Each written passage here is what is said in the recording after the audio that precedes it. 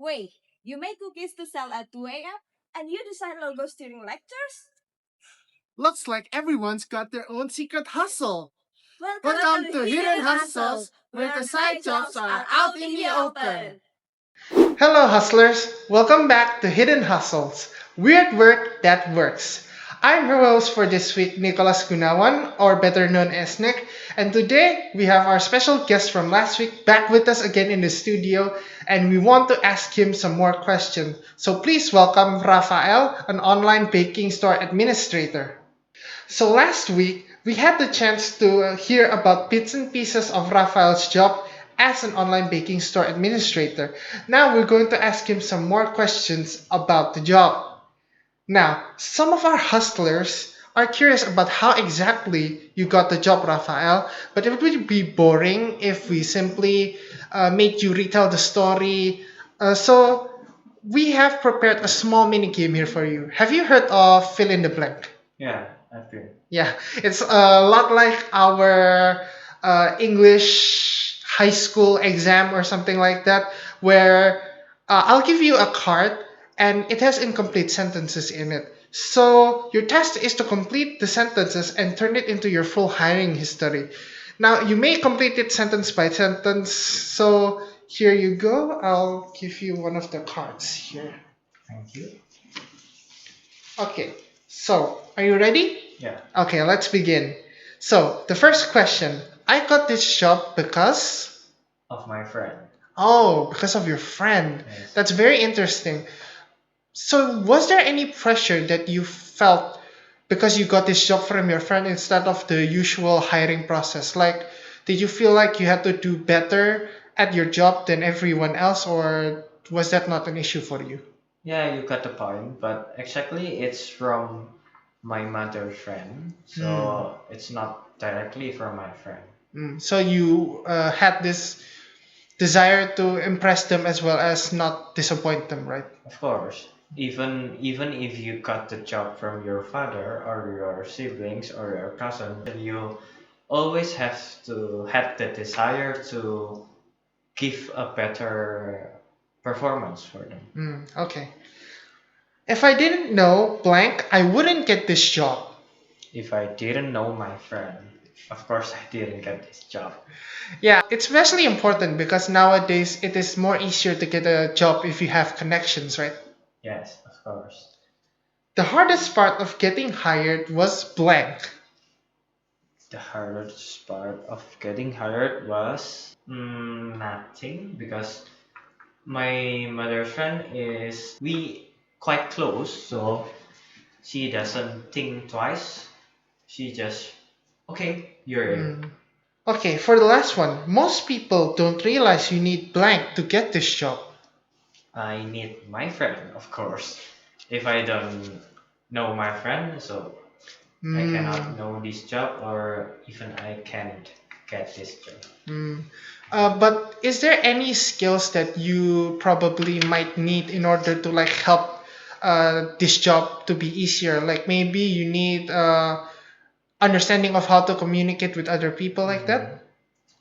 Yes, partly for if I tell the salesman of which route have to do they have to visit, and I had to be diligent because I'm inputting orders and then I'm inputting the products that we sell like that. Hmm. It sounds like that this job requires a lot of patience, right? Yeah, of course, and it's quite tiring at some point, but yeah, it's still not that hard. So, because we finished the fill in the blank, can you retell us all of the information that you just gave us?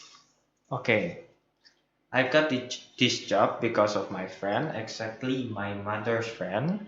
And if I didn't know her, my friend, I wouldn't get this job.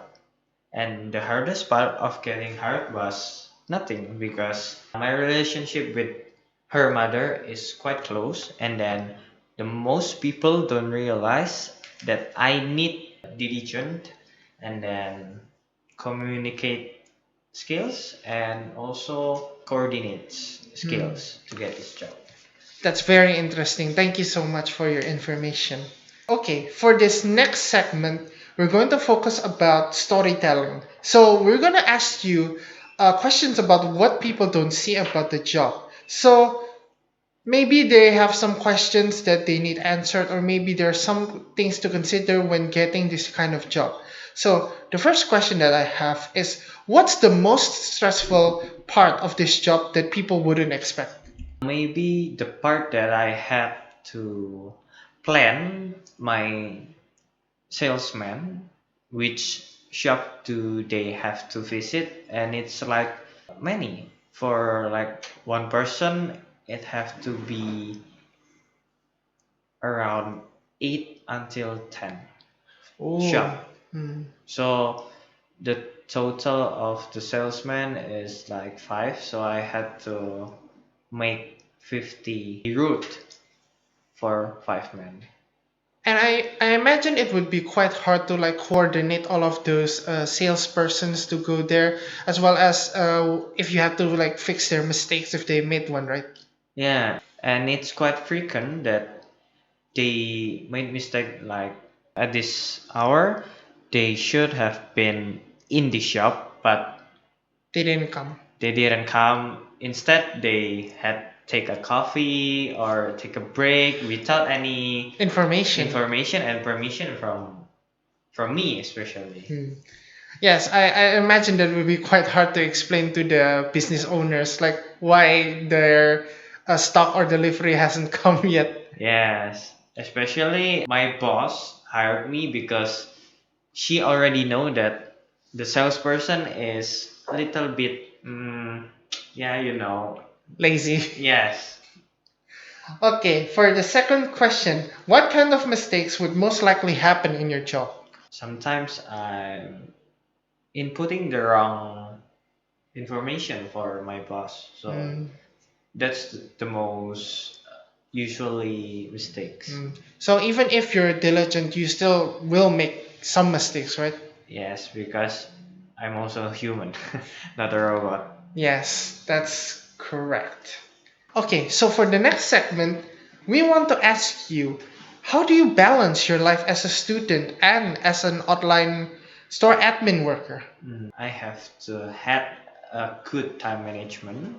That is the number one point because if I don't have a good time management, so I'm gonna screw all of it. That is the number one point. Mm. Because you are a student and you are a worker, there is also the aspect of personal life that we have to also consider, right? So what do you usually do in order to like balance all of those three aspects? I know you already mentioned time management, but is there anything else, any advice for people who may have like personal issues in their life or personal things that they have to deal with first before working or going to school? Okay, first thing first, if you are a student, don't be in a rush to get a part-time job if you cannot complete your personal life or your I can say your chores in your house because for me that is also an important thing. So if I already can do my chores and balance my study and I still have a time for do something more, so yeah, I can get a part-time job. Mm. And I have some note also that I also spend some time with my friends, so like refreshing hangout and etc.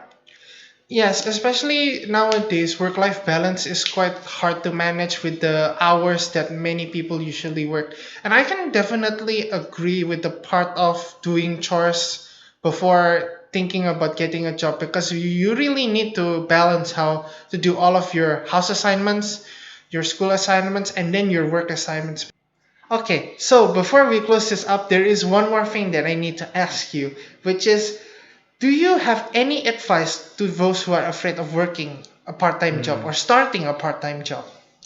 Like I mentioned earlier, you have to complete all your house assignment, your study assignment, and also you have the spare time and you are not tired enough because if you are already tired, then you cannot give the best performance for your work. And why do I mention that house assignment is one of the most important thing that you have to done first?